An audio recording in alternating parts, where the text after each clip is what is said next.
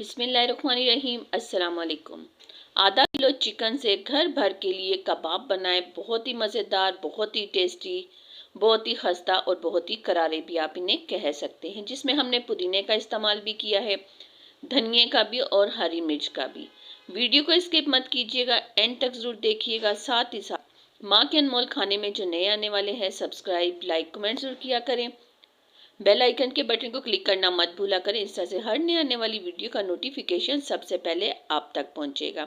आइए, आपका ज़्यादा टाइम नहीं लेते, हम इन मज़ेदार से कबाब को बनाना शुरू करते हैं। बिस्मिल्लाहिर्रहमानिर्रहीम। यहाँ पर आधा किलो चिकन बोनलेस का हमने इस्तेमाल किया है। चॉपर मशीन हमारे पास थी, उसमें फ्रेश धनिया, हरी मिर्च और पुदीना डाल के हमने इसको अच्छी तरह से फाइनली कीमा बना लिया है। कुछ मसाले शामिल करेंगे इसमें। कुटी हुई लाल मिर्च 1 टेबल स्पून, ये अपने बच्चों के टेस्ट के हिसाब से। साबुत ज़ीरा 1 टेबल स्पून इसमें जाएगा। चाइना सॉल्ट इसमें डालेंगे जी हाफ टी स्पून के बराबर। लहसुन पाउडर डालेंगे 1 टेबल स्पून। फ्रेश धनिया, खुश्क धनिया जो है वो हम इसमें डालेंगे 2 टेबल स्पून। नमक हस्बे ज़रूर जाएगा। Chaat masala 1 teaspoon.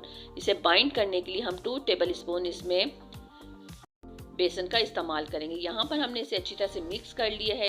Half tea spoon हमने इसमें काला नमक का भी इस्तेमाल किया है। अब इसे रेस्ट दे देते हैं 5 मिनट के लिए।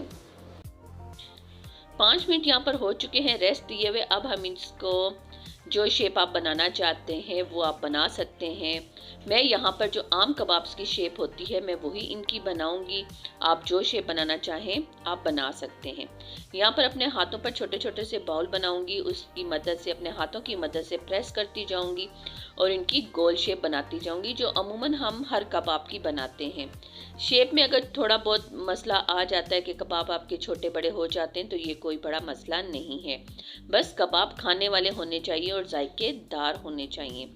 अब मैं बताती हूँ, यहाँ पर मैंने तमाम कबाब्स बना कर रेडी कर लिए हैं। कुछ को मैंने फ्रीज कर लिया है स्कूल में बच्चों के टिफ़िन के लिए, और कुछ को अभी आपके सामने हम फ्राई करेंगे।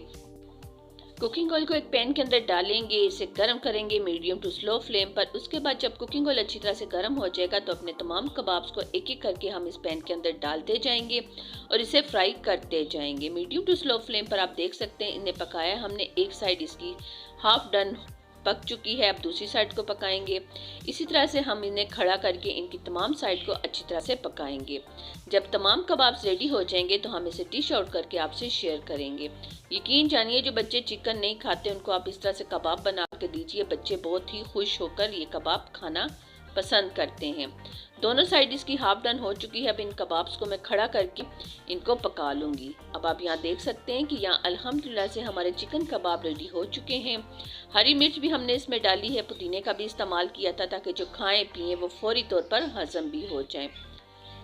साथ हमने बना लिए जी पुदीने की चटनी। थोड़ा सा खाकर टेस्ट करते हैं कि कैसा जायका बना है इन कबाब्स का, चिकन कबाब्स का। आप चाहें तो टमाटो केचप के साथ भी इन्हें इस्तेमाल कर सकते हैं। यकीन जानिए, बहुत ही कमाल का जायका है इन कबाब्स का। आप मेरे कहने पर ना सही, आप इन्हें खुद ट्राई कीजिएगा। मेरी कोशिश होती है कि आसान से आसान रेसिपीज आप तक लेकर आऊँ, जो घर पर बैठे हुए आप आसानी के साथ खुद बना सकें। आज की इस रेसिपी को ज़रूर ट्राई कीजिएगा, कमेंट्स करके ज़रूर बताइएगा और अपनी दुआ में याद रखिएगा।